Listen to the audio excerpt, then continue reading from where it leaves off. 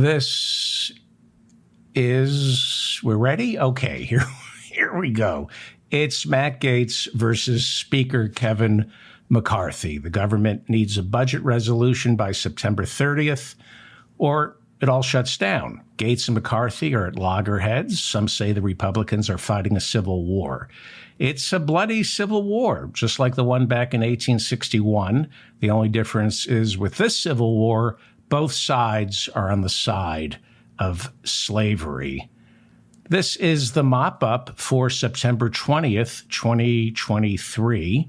I believe it is the last day of summer, and I'm David Feldman. I think today is the last day of summer. The earth is moving around the sun faster and faster. The days are getting shorter, and so are the years. Time is of the essence, so make sure you tell the people in your life how much you hate them. I can't tell you the number of friends and relatives who are no longer with us. And when I think of them, I kick myself for not picking up the phone when I had a chance to make sure they knew how much I detest them. I have a correction. Yesterday, I reported Rudy Giuliani as being sued by his attorney and friend for unpaid legal fees. Robert Costello, Rudy's longtime friend, took Rudy to court on Monday, demanding to be paid for the legal services he provided America's mayor during the past 4 years. I incorrectly stated that America's mayor owed Costello $1.4 million. I was incorrect. Rudy owes $1,390,000, not $1.4 million, to his lawyer and friend, Robert Costello. It turns out, and I didn't know this, that after Donald Trump hosted at his Bedminster, New Jersey country club that big $100,000 a plate fundraiser for Rudy back on September 14th, I'm not making this up, I didn't know this, Rudy was able to cut his friend and attorney a check for $10,000. So I got the number wrong. It wasn't $1.4 million that he's being sued for. It's $1,390,000. I apologize for getting that wrong because Rudy made $10,000 last week at that big $100,000 plate fundraiser at the Bedminster Country Club.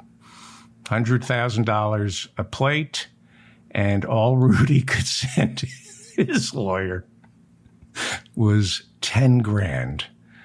That is what, 1/10 of a plate? After being told of Monday's lawsuit, Rudy issued the following statement. This is very touching. He said, "I can't express how personally hurt I am by what Bob Costello has done. It's a real shame when lawyers do things like this.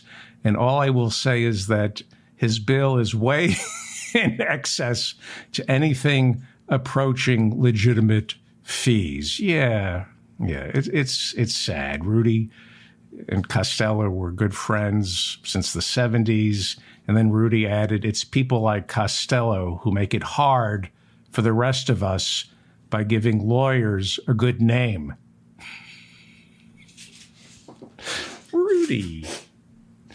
Rudy can fail, I think is the Clash song, I believe.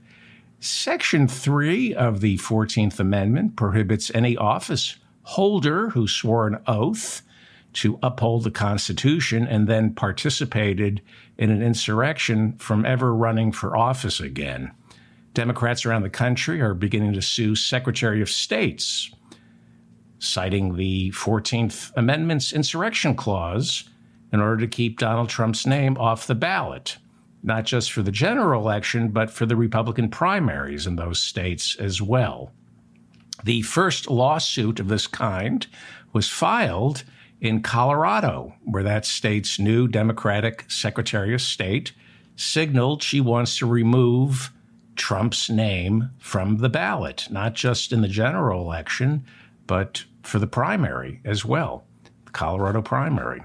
On Tuesday, Sarah B. Wallace, she's a district court judge for Colorado's 2nd Judicial District, said she will decide sometime before Thanksgiving whether or not she's going to rule in favor of the plaintiffs who want the Secretary of State to remove Trump's name from the ballot. Judge Wallace acknowledged that her decision must be expedited since it will be appealed and taken to the state Supreme Court and then ultimately the United States Supreme Court. And it all has to be done before January 5th, 2024, when Colorado's ballot is finalized. This is former Justice Department official Jeffrey Clark in his underwear. That's how he answered the door, in his underwear, when the federal government served a warrant to search his premises to seize electronic evidence, implicating him in the role he played assisting former President Donald Trump in trying to steal the 2020 presidential election. Jeffrey Clark, seen here in his underwear, was among the 19 Trump associates indicted for racketeering last month down in Fulton County, Georgia, where he has now been arguing to have his case severed from his co-defendants and moved into a federal courtroom. On Monday, U.S. District Judge Steve Jones presided over an evidentiary hearing. This was a hearing before he will decide whether he will allow Clark's case to be moved out of Fulton County and into a federal courtroom. Earlier this month, Judge Jones rejected a similar motion made by Trump's former chief of staff, Mark Meadows. Jeffrey Clark, seen here in his underwear, who Trump was hoping to appoint as his acting attorney general in the final days of his administration, so Clark would prosecute Democrats for non-existent election fraud, he did not appear at the hearing on Monday, which, according to observers, seemed to have disturbed the judge, whose line of questioning directed towards Clark's attorney seemed pointed and skeptical. Now, Trump's attorney, Steve Sato, was in the courtroom observing, since he might be making the same argument before the same judge on behalf of Donald Trump. Trump is thinking of getting his trial severed and moved into a federal courtroom.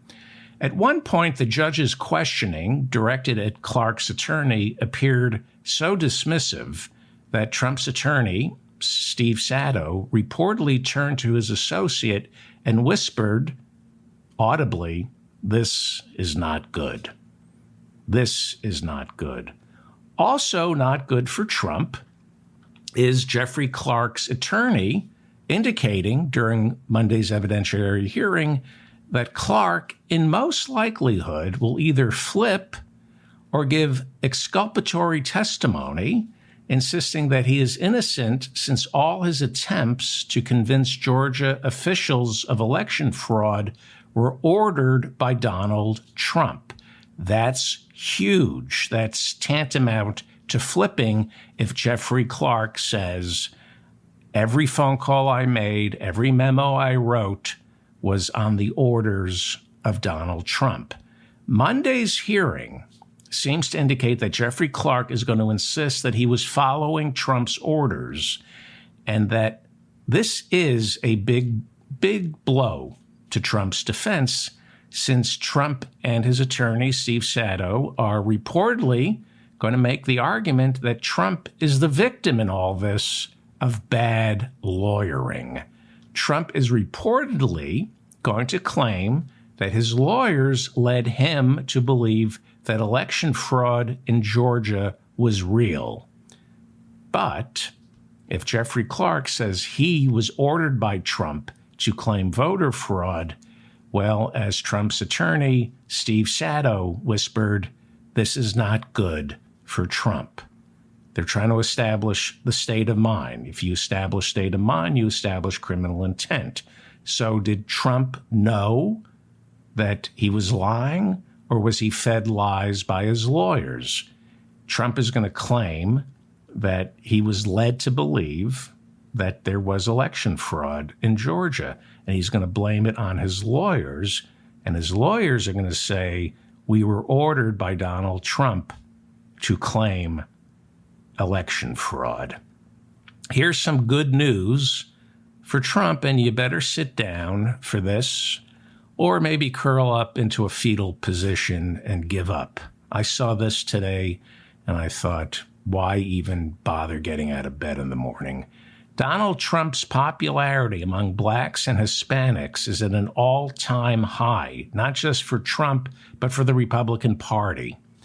According to the Washington Post, an average of 5 highly respected polls shows Trump, when in a head-to-head matchup with Joe Biden, gets 20% of black voters and 42% of Hispanic voters.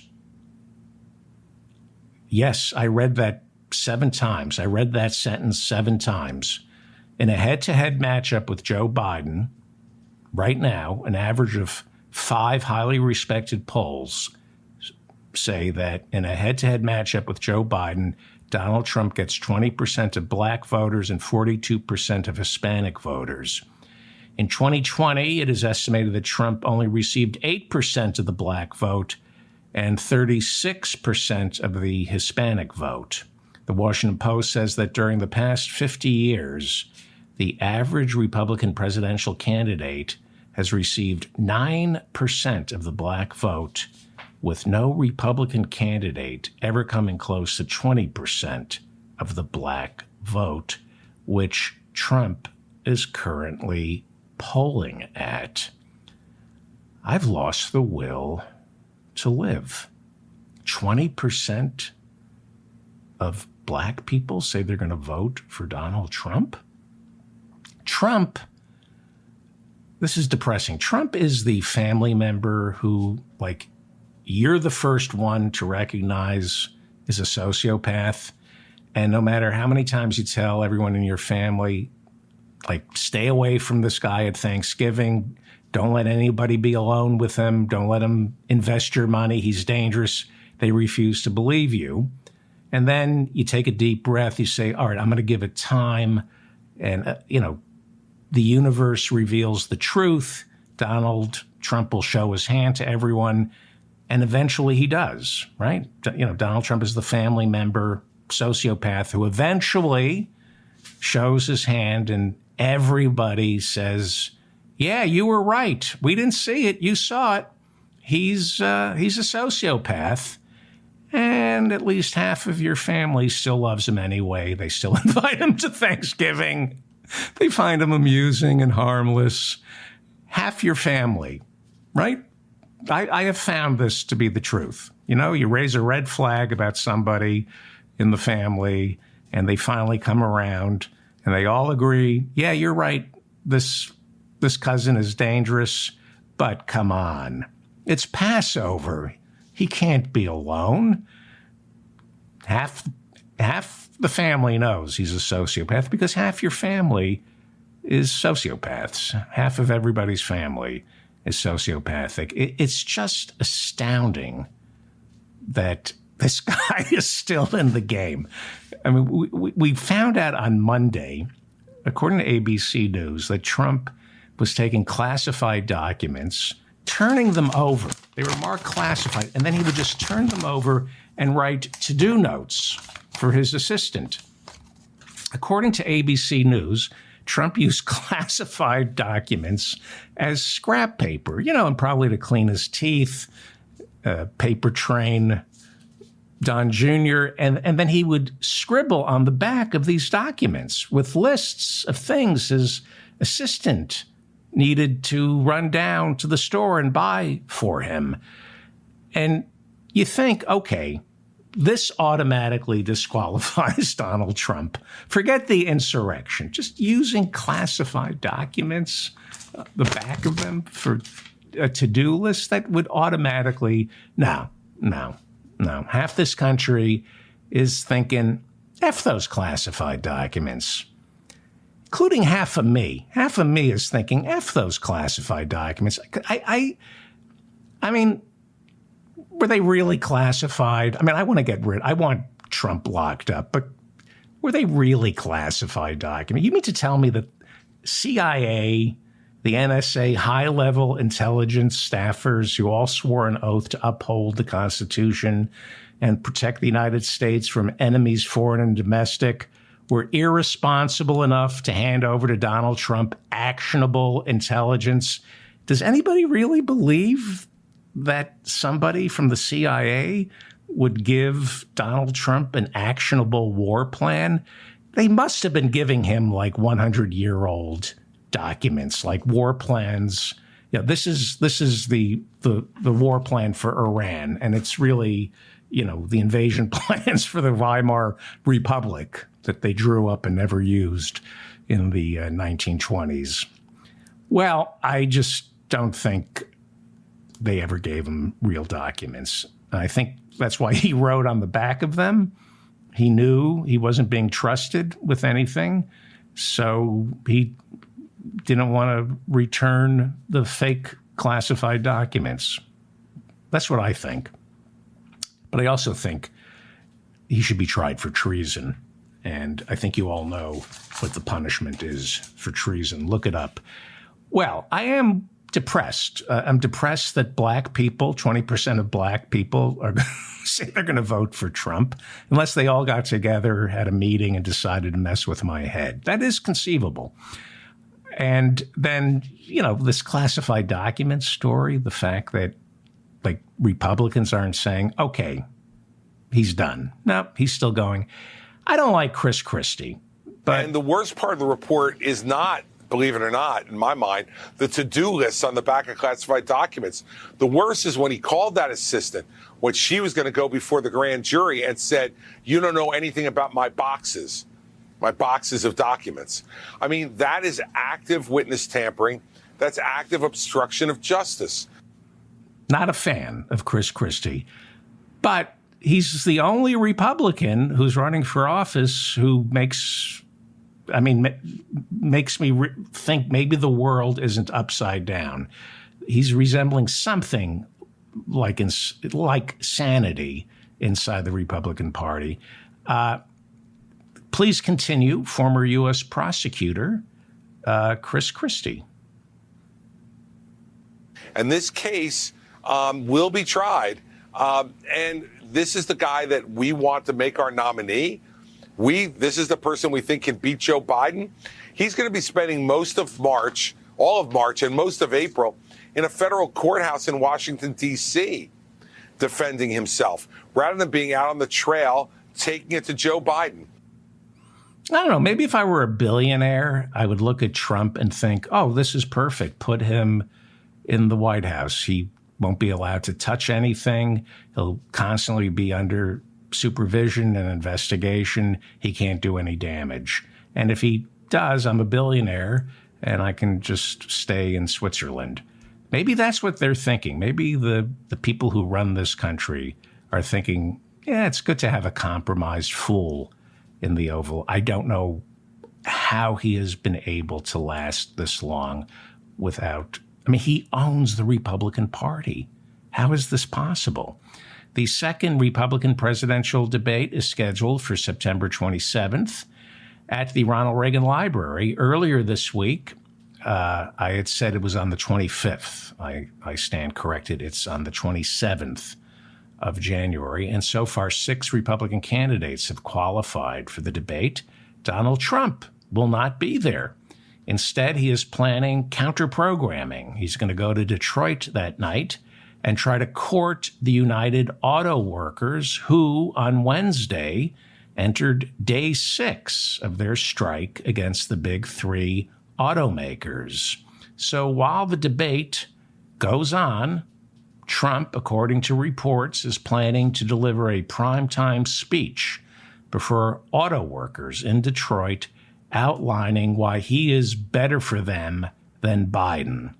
But in order to make his case, in order for Trump to make his case to auto workers, Trump must not only trash Joe Biden, but he has to trash the United Auto Workers leadership as well, which he's already accused of selling the union down the river by demanding things like health care and a livable wage.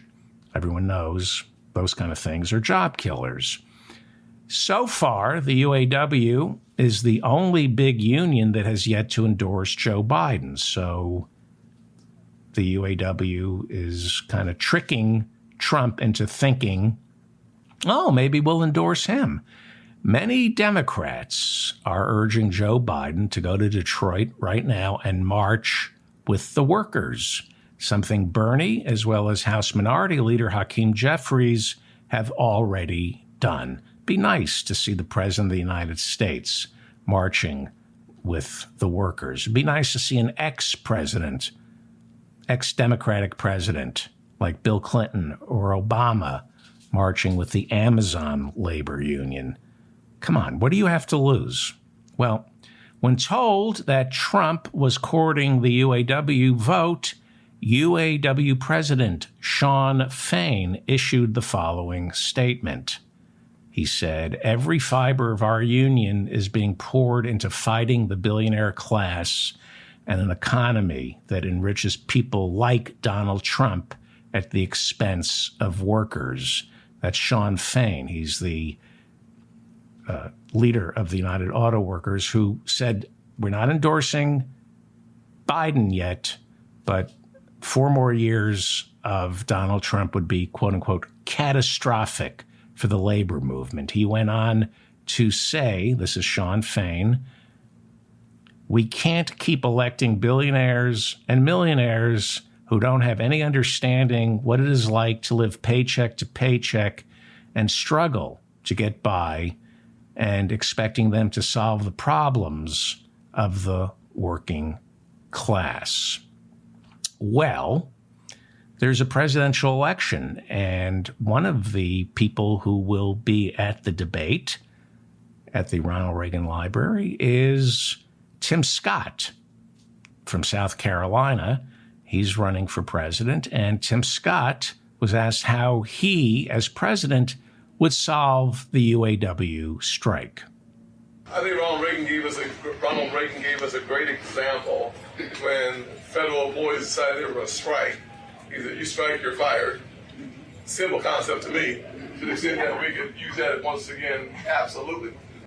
So I don't know if you were able to hear that, but he was recalling how Ronald Reagan, I think it was Reagan's first year in office, he fired the air traffic controllers for going on strike. And now we have what? In the fewer than 6% of our private sector labor force is a member of a union. That's thanks to Reagan. So anyway, at a fundraiser in New York City on Tuesday, President Biden warned that the Republican Party is determined to destroy democracy. Biden told the donors, quote, let there be no question, Donald Trump and his MAGA Republicans are determined to destroy American democracy, and I will always defend, protect, and fight for our democracy, unquote. Well, that's true. But if half the country wants to vote for Trump, can democracy be destroyed if people vote to destroy it? One of the dirty secrets about America is we're not a democracy. I think most of us know that. We're a republic. And the really dirty, dark secret is this country was never too keen on majority rule. The myth of America is our founding fathers possessed a Madisonian mistrust of the mob. That sounds so civilized. A Madisonian mistrust of the mob. What they really mean by that is forget what most people want. The elites will decide. But you can't say that, so you call it a Madisonian mistrust of the mob. The myth is, we're majority rule, but in the back of our minds, there's always a Madisonian mistrust of the mob. That's a lie. Our founding fathers, and this country doesn't have a Madisonian mistrust of the mob. We don't care, or at least our government doesn't care, what most Americans want. Madison wrote the Constitution, and he didn't just warn us about the mob.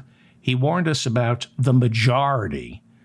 He tainted the majority with the word mob, like the angry mob. He warned us about the majority. He had an unhealthy mistrust of the majority, not the mob. He called most people the mob, right? And then when he wrote the Constitution, he made sure that it prevented majority rule. Baked into our system from the beginning is equating the majority with the mob, the angry mob who can never be trusted. It's why so much power is invested in the executive branch and the Supreme Court. The president is 1/3 of our government. Another third are the 9 justices who have their jobs for life. And if you'll notice, thanks to Marbury versus Madison, they pretty much decide what bills are constitutional and which bills are not. We have 9 justices who decide Obamacare, it gets passed, but it's up to the 9 judges to decide if we can really have Obamacare, right? It's really in the hands of the 9 justices who have jobs for life. That's not majority rule. That's 9 justices. And the other third of our government is the legislative branch, and that's the closest we have to anything resembling democracy. But when you add the filibuster and states like Wyoming entitled to just as many senators as New York or California, you can clearly see what the real checks and balances are, okay? The checks and balances are set up to check the majority from having too much say in the affairs of state. That's systemic. That's just baked into this Constitution, which we revere as a holy text. It's like, for some, it's the Bible, and it's what's keeping us in a constant state of immiseration. The balance of powers, the genius of the Constitution is we're ruled by an elite few. That's the genius of the Constitution. The balance, the separations of power is really between the government and the people. And when you see that a vast majority of Americans want Medicare for all, an assault weapons ban, and easy access to abortion, then it's obvious that the people have very little to say when it comes to what our government does and doesn't provide. All that being said, vote for Joe Biden. I'd rather have a pretense of a republic than no republic at all. I'm cynical, but I'm voting for Biden because I do think this country does get better with time. Things always get better. It appears that we're moving backwards, but we're always moving forward. And I do believe that, even though the labor movement, union membership is at a 100-year low. But, in geologic time, we're always moving forward, and the moral arc of the universe is bending towards justice. In geologic time, I'm very optimistic. In geologic time, they want you to be depressed. They want you beaten down and tired. Don't give into it. These people live for the fight. The right wing, that's their raison d'etre, however it's pronounced. They live for the fight. So you've got to live for the fight. You got to keep punching. I'm so tired of this. They don't stop. It's just like a rabid puppy. It's like you took a puppy home and it's got rabies and it's vicious and it won't stop pissing and pooping and biting. And you look at the puppy, does it ever sleep? No. And that's what the Republican Party is. The White House says that on Friday, President Biden will announce the creation of an Office of Gun Violence Prevention. an Office of Gun Violence Prevention. So far this year, there have been 504 mass shootings in which 4 or more people have been injured or killed. And we all want an assault weapons ban. And thanks to the Republicans, I mean, you know, when you say, is there a difference between the Democratic Party and the Republican Party? There is no question the Democrats want an assault weapons ban. And thanks to McConnell and thanks to McCarthy, the best we can do right now is an Office of Gun Violence Prevention inside the White House. Had Hillary been elected in 2016, she would have picked by now 4 Supreme Court justices. Okay? So while all of you were bitching and moaning, oh, I wanted Bernie and he got cheated, and that's, you know, I thought that. I wanted Bernie. But if you had voted for Hillary, she would have picked 4 Supreme Court justices. Be a different country right now. There'd be gun control, an eviction moratorium. There'd be Citizens United would have been overturned. And what's the other thing? Oh, yeah, Roe v. Wade. Okay? So as much as I bitch and moan about the Democrats, there's a big difference between the Democrats and the Republicans. The Democrats don't do everything that I want them to do. The Republicans are Nazis. The Republicans are Nazis, and they're getting worse. It has now been 575 days since Russia illegally invaded Ukraine.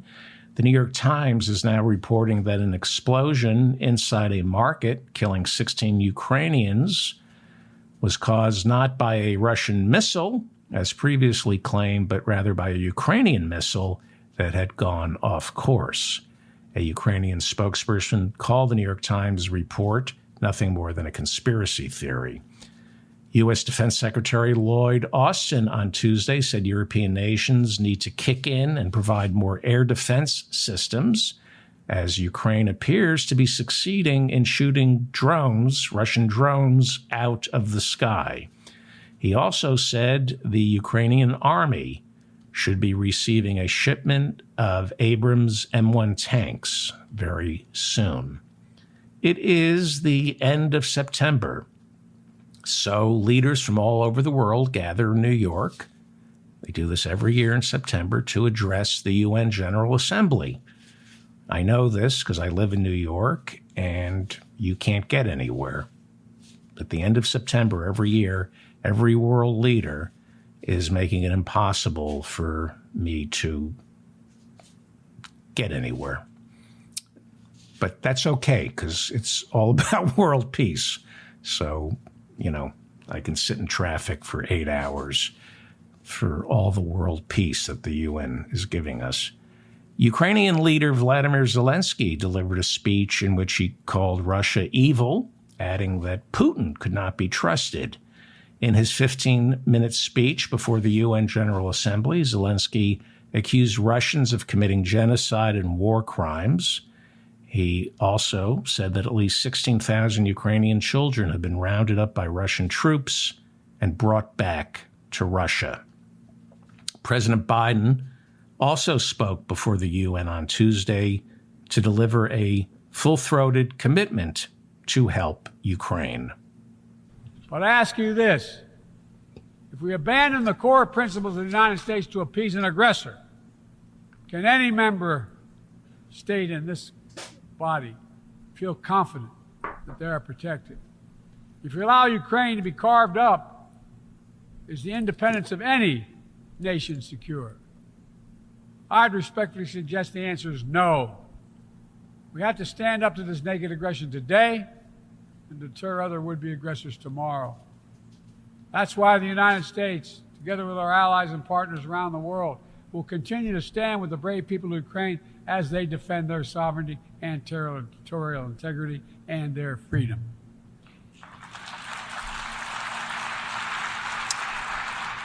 Zelensky is scheduled to visit Washington, D.C. later this week to meet with Biden and Senate leaders. Here is Senate Minority Leader, Republican Mitch McConnell, reminding everyone that America's economy is a war economy, even though we're not technically at war with anyone. Looking forward to seeing President Zelensky on Thursday. I think it's always good to remind everyone that a good portion of the money allocated to Ukraine is being spent in this country to rebuild our industrial base. To make bombs. What McConnell is basically saying is that when we send billions of dollars in weapons to Ukraine, that's essentially a jobs bill for workers back here, workers at Raytheon, Boeing, and all the other hardworking members of our beloved military industrialized complex.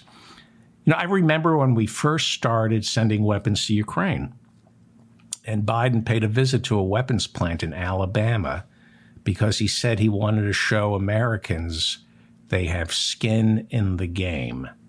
And by skin, he meant jobs. Like he was saying, this is essentially, you know, our sending weapons to Ukraine, this is good for our economy.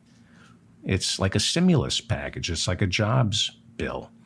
Well, Republicans are split on Ukraine. They love Putin, but they also love war.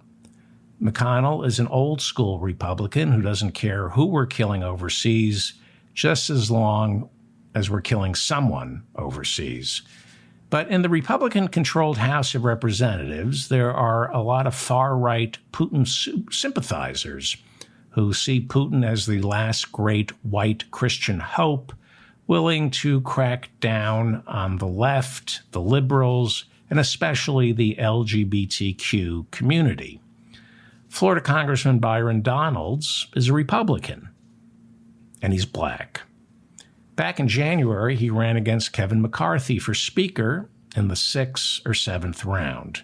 I can't remember. But Donalds is a member of the Freedom Caucus who didn't initially support Kevin McCarthy as Speaker. So here's what McCarthy does. He rewards his potential adversaries in the Republican Party by giving them choice assignments. Like he knew Marjorie Taylor Greene, who just got booted out of the Freedom Caucus because she was bought off by McCarthy. What he does is he looks around, who's going to make life difficult for me? And he's, Marjorie Taylor Greene, she's trouble, so I'm going to give her choice committee assignments and even sometimes let her hold the speaker's gavel. There have been times where Marjorie Taylor Greene has been temporary speaker. Jim Jordan is trouble, right? He's one of the founding members of the Freedom Caucus. So McCarthy made him chairman of the House Judiciary Committee. And so he's sated. The pit bull, Jim Jordan, is sated. So he's obeying McCarthy. And right now, Kevin McCarthy is trying to keep his job, and he's attempting to hive Congressman Byron Donalds off the Freedom Caucus by letting Byron Donalds introduce the continuing resolution, or the CR, as they call it, to make it sound more complicated than it is. So the CR, that means the continuing resolution. Our government's new fiscal year starts October 1st, and we need a budget to keep the government running after September 30th, and there's no budget. This happens every year, and every year we need a continuing resolution, a CR, right? It is a bill, a CR, a continuing resolution, is a bill that provides funding for the government for another 30 days starting on October 1st, right? It's a resolution to continue funding the government. So it's called a continuing resolution, and the initials for that are CR. And because politicians in Washington like to talk in shorthand, they'll say CR, and that excludes most of us from understanding what we're paying for. They like to talk cryptically so we don't understand it and we stop paying attention. If you don't understand what a politician is saying, there's a reason for that. They don't want you participating in this. What does a CR mean? How dare they talk that way? A CR, as though everybody doesn't have a job and they're glued to C-SPAN all day with a dictionary and a glossary looking up these terms. The way you exclude people is through language. Doctors use Latin, lawyers use Latin, and our politicians use shorthand, so our eyes glaze over and we think, okay, just you do what you're going to do, and I'm going to binge watch The Crown on Netflix, okay? It's unacceptable. It's unacceptable, the language they use. It's what the military does this. When they accidentally kill a family of 5 with a drone, they call it collateral damage. And we go, what is collateral damage? This is Orwellian shit. And it's unacceptable, the CR. It makes them sound smarter and more important than they really are. If you don't understand a word, ask what it means. They're hiding something from you, the CR or the continuing resolution. God damn it. Well, Byron Donalds, he's the congressman from Florida, Republican. McCarthy is courting him. Byron Donalds is with the Freedom Caucus. So McCarthy is trying to win him over. And so McCarthy asked Byron Donalds to introduce the CR, or the continuing resolution that McCarthy wants passed. We need a continuing resolution, a stopgap, a short-term bill to fund the government from October 1st to November 1st. And then we're going to need another continuing resolution until they finally pass a full budget for 2024. That's why the fiscal year starts in October, so it gives Washington, D.C. about 3 months to iron out the appropriation bills, okay? So McCarthy wants to keep the government open. He does not want to shut down. The Freedom Caucus wants to shut down the government because that's why they were sent to Washington, D.C., to destroy government. And anytime you can shut down the government for a day or a week or a month, they consider it a victory. And as expected, the CR, the continuing resolution, the short-term funding bill that McCarthy wants passed is running into a lot of trouble thanks to pressure from the Freedom Caucus. The continuing resolution is not popular among the far-right MAGA crowd because it doesn't include any it includes some funding for Ukraine, right? So the Freedom Caucus, like Matt Gaetz, they want to defund Ukraine. They don't want to send any more money to Ukraine. And by the way, they're arguing over 30 days of funding. So when they say this continuing resolution has an 8% cut in spending, that only means an 8% cut in spending for 30 days. It's not the full budget that they're talking about. It's just a temporary stopgap measure to keep our government running for 30 days, okay? And the Freedom Caucus does not want to give any money to Ukraine because they're far-right MAGA Trump supporters who love Putin. Here is Byron Donalds. He's the black Republican congressman from Florida, member of the Freedom Caucus. McCarthy is courting him by letting him introduce the continuing resolution. And here is Byron Donalds being asked about Zelensky's visit to Washington later this week. I mean, look, it's not a good time for him to be here, quite frankly. It's not a good time for him to be here, quite frankly. He went on to explain why. The first thing I'll tell you is there's no money in the house right now for Ukraine. There's just not. It's not there. You mean there's no support for money? No. And to be blunt, we're running a $2 trillion deficit. Any money we give to Ukraine, we're borrowing from our future. That's the facts. Those are the truth. Anybody, you feel how you want to feel about it. I'm here to tell you what's right and what's real. Well, you could also ask your corporate donors to pay taxes. Could do that. So we wouldn't be running a $2 trillion budget deficit this year if the people who donated to your campaign had to pay taxes. Meanwhile, Senate Minority Leader Mitch McConnell is on the side of the Democrats. He wants the House to pass the continuing resolution and keep the government running for another 30 days. He does not want the government shut down. He thinks it's bad politics. Well, we're waiting to see what the House is going to do on a continuing resolution. I think all of you know I'm not a fan of government shutdowns. I've seen a few of them over the years.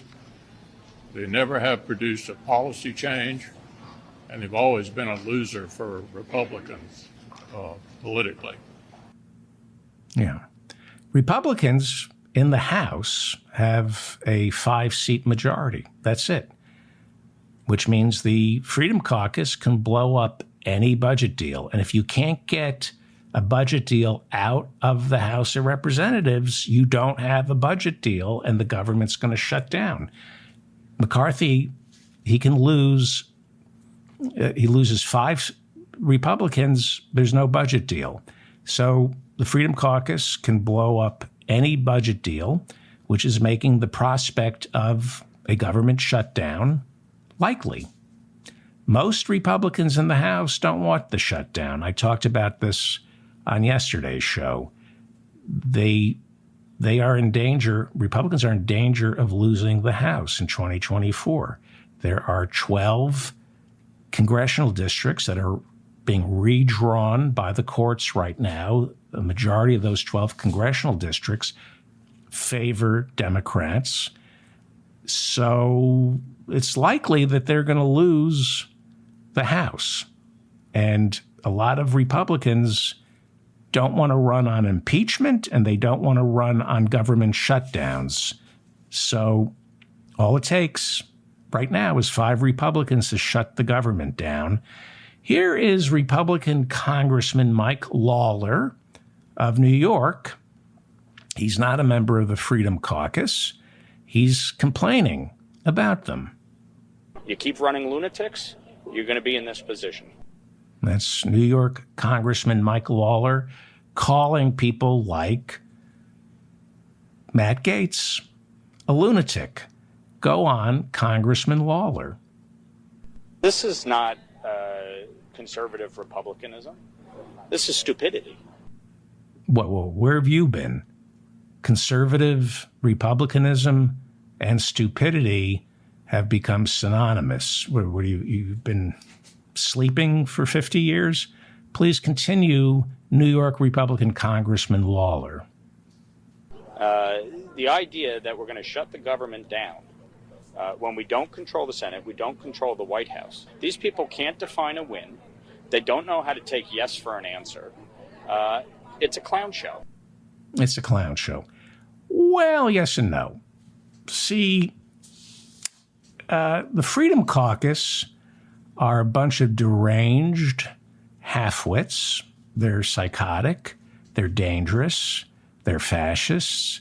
They are filled with nothing but contempt for Washington and democracy. But at least they're honest. Whereas the rest of the Republican Party, they believe everything the Freedom Caucus believes, but they don't really want to deliver that because that's a suicide pact.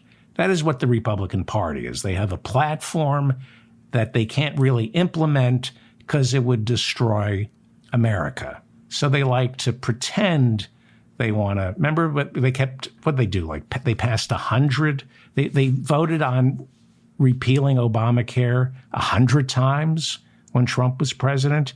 And whenever you asked, okay, you're going to get rid of Obamacare, what are you going to replace it with? And they'd say something better. And they go, okay, and what is it? It's going to be better. Trust us, it's going to be better.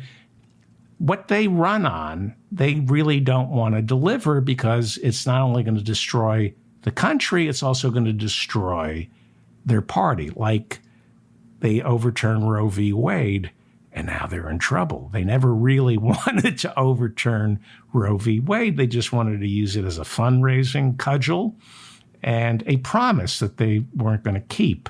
But the Federalist Society came along, and they got us 3 judges who take this shit very seriously. They put 3 judges on the Supreme Court in the Trump administration, and Trump said, really? They're really going to get rid of Roe v. Wade? So at least the Freedom Caucus is honest. The same way, in many ways, Trump is kind of, sort of honest, right? You know, he just ripped the Band-Aid off and showed us who the Republican Party really is. So I don't like Matt Gaetz. But when people say the Freedom Caucus, they don't know what they want, that's disingenuous. The Freedom Caucus has been very clear about what they want. They want to destroy. They want to destroy this country. They want but I'm being serious here. It's McCarthy. McCarthy just wants power. He doesn't care about America. He doesn't care enough about America to want to destroy it the way the Freedom Caucus does. So what does the Freedom Caucus want? They want a government shutdown because they want to shut government down permanently, which is pretty much the Republican platform. That's what Trump is promising. His second term is he's going to reverse the administrative state and bring it back to pre-Roosevelt. That's the plan. Vivek Ramaswamy said, if elected president, because he's running to be Trump's vice president, he said, I will fire 75% of the federal workforce. He said, in my first term, 50% of all federal workers will be fired. Something like 3 million Americans work for the federal government through the executive branch. That's their job plan, is to fire the federal workers. But they're not going to do that. They wouldn't do that. They want to trim the federal government slowly and turn those jobs over to private contractors, their friends, who charge 100 times more to do the same job with worse results. That's how it works. Halliburton. Remember Halliburton or McKinsey or Booz Allen? They take over government jobs and charge 100 times more to do it, and they do the job a lot worse. So I disagree with the Freedom Caucus, but they know what they want. They want a government shutdown, and anytime you can shut the government down, it's good. If they can shut the government down for a week or two, that satisfies their donors. Here is Florida Congressman, Republican Matt Gaetz, who not only wants to shut down the government, he wants to shut down Kevin McCarthy. We will likely have to endure some degree of a shutdown. There he goes. He's saying there's going to be a shutdown. So he wants to get rid of McCarthy. He wants to shut the government down for as long as possible. Matt Gaetz and the Freedom Caucus, they want to stop funding the war in Ukraine because Putin is the white Christian savior. They want to protect Donald Trump from Jack Smith. So they want to defund special counsel Jack Smith's office so his investigation's shut down. Now, you can't do that. It's unconstitutional. It can't be done. But that's what they claim they want in the budget, to defund the Justice Department. And he wants the budget, and this is kind of interesting. He wants the budget to be passed the way Kevin McCarthy promised it would be passed in order to get some of the Freedom Caucus to vote for him. To get the votes back in January to become Speaker, Kevin McCarthy promised that when it came time to putting together a budget, they would vote on each federal agency separately. There would be separate appropriations bills for each federal agency. According to McCarthy, according to the deal he made with members of the Freedom Caucus for their votes, he promised separate appropriations bills for, say, and I'm kind of exaggerating here, but this is the gist of it, a separate appropriations bill for the Department of Labor, and then a separate appropriations bill for the Environmental Protection Agency, and so forth. This appeals to the fiscal hawks in the Republican Party who want to be able to look at each individual agency and then vote on the budget for each individual agency instead of it being wrapped into an appropriate. I think there are like 12 appropriations bills, and they put like labor and EPA and the Department of Education into one, and there's a separate one for the defense. But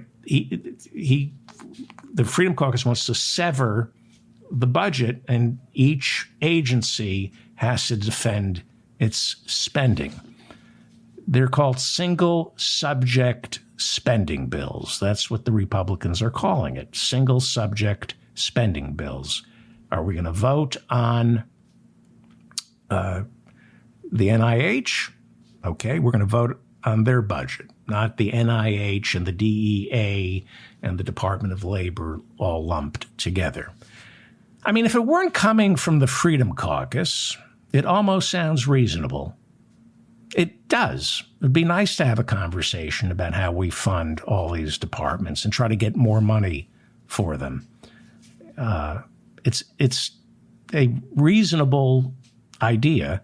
Unfortunately, it's coming from sociopaths like Matt Gaetz, who dodged a bullet, and somehow the Justice Department didn't prosecute him for trafficking underage girls, bringing them to Washington, D.C. for sex and drugs, like his friend, who is now doing time. His friend is going, why aren't you prosecuting Matt Gaetz? Oh, yeah, he's a congressman. Well, anyway, here is more of Matt Gaetz explaining why there's going to be a government shutdown. The deal we made in January compels single subject spending bills where each agency comes forward and defends their budget. And those would be bills that would be open to amendment. That's what the American people want to see. And that's the only way we're actually going to get to the type of substantive review that yields actual results. 8% cut, 1% cut, 2% cut. This is not the work of a serious legislative body. Okay, so he talked about the single subject spending bills, which I'm trying to understand why the government's about to shut down. So single subject spending bills, not unreasonable, right? Not unreasonable. Matt Gaetz then took to the floor of the House to announce that he will not support the CR, the continuing resolution, or the sometimes he'll refer to it as the Donalds CR. That would be Byron Donalds, the congressman who introduced the continuing resolution. So they've been calling it the Donalds CR. Like anyone is supposed to understand that. But that's what the Donalds CR means. It's the bill that McCarthy wants passed to give the government 30 days of money. It's a continuing resolution, but they're calling it the Donalds CR because Byron Donalds from the Freedom Caucus introduced it. Take it away, Matt Gaetz. Mr. Speaker, I'm not voting for a continuing resolution. I'm not voting to continue the failure and the waste and the corruption and the election interference, and in some cases, the efforts that could lead this country into World War III. Okay, we keep hearing about World War III. Donald Trump said it was going to be World War II, which sounds a lot worse. World War III sounds more anodyne than another. When Trump said Biden's going to lead us into World War II, I thought, not that again. World War III can't be as bad as World War II. What they mean by World War III is funding Ukraine. They don't want to fund Ukraine, and so it's going to lead to World War III. He continues to attack Donald CR, not Donald Trump CR. This is Byron Donald's continuing resolution. He introduced the continuing resolution that McCarthy wants passed. Here we go. The Donald CR is a permission slip for Jack Smith to continue his election interference as they are trying to gag the president, the former president of the United States, and the leading contender for the Republican nomination. Okay.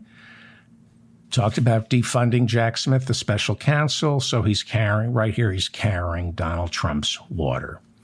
Well, and he doesn't want to fund Ukraine. So for anybody to accuse Matt Gaetz and the Freedom Caucus of not knowing what they want, they've made it pretty clear. They're more honest than McCarthy. McCarthy just wants power. That's all he wants. Congressman Jim McGovern is a Democrat. Oh, we have more from Matt Gaetz. Hang on. I oppose the CR authored by my friend and colleague from Florida, Byron Donalds. The Donald CR continues the Ukraine policy negotiated by Speaker Pelosi and Mitch McConnell in the omnibus that conservatives were against. Okay. Congressman Jim McGovern is a Democrat from Massachusetts. I like him.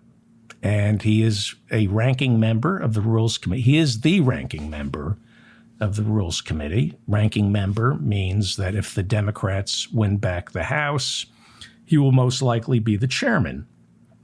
When you hear the term ranking member, it means he's not the chair because Republicans control the House, so all committees are chaired by Republicans, but he is the ranking member. So he speaks for the Democrats on the committee. He's like the minority leader of the committee. That's what ranking member means. They always assume we know this shit, right? And it just pushes people away. He and Matt Gaetz are complete and polar opposites, and yet here is Congressman Jim McGovern voicing support for an amendment introduced by Matt Gaetz to the defense spending bill. Mr. Speaker, I rise in support of a bipartisan amendment that is made in order and will be offered by Representative Gaetz and Jacobs to prohibit the transfer of cluster munitions. Since 2009, the United States has refused to use, produce, transfer, or sell cluster munitions.